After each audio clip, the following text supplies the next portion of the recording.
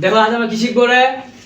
when did you plus কি রে ভাব, অর্থাৎ কখন তুমি কি করেছিলে এই সম্পর্কে আজকে আমরা ইংরেজি শিখবো ইনশাআল্লাহ। তাহলে when plus did plus you plus verb.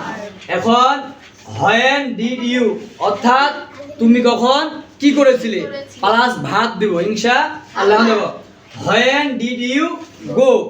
এখন আমরা জানি যে when did you তো কি রে তুমি কখন কি করেছিলে, আর গো মানে কি রে যাওয়া। এখন একসাথে কি হবে? when did you go তুমি কখন সবাই when did you go, when did you come জোরে হবে when did you play, when did you sleep, when did you write, when did you give, when did you sell, when did you cook,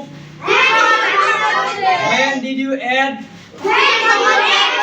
when did you went তুমি কখন চেয়েছিলে, when did you do, when did you apply, when did you work। এখন যদি বলা হয় যে তুমি কখন চাকরির আবেদন করেছিলে ইংরেজি কি হবে? when did you apply job।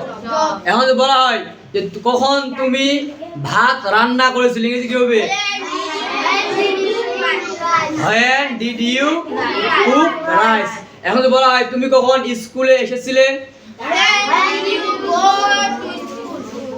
এখন বলা হয় তুমি কখন বাড়ি গিয়েছিলে,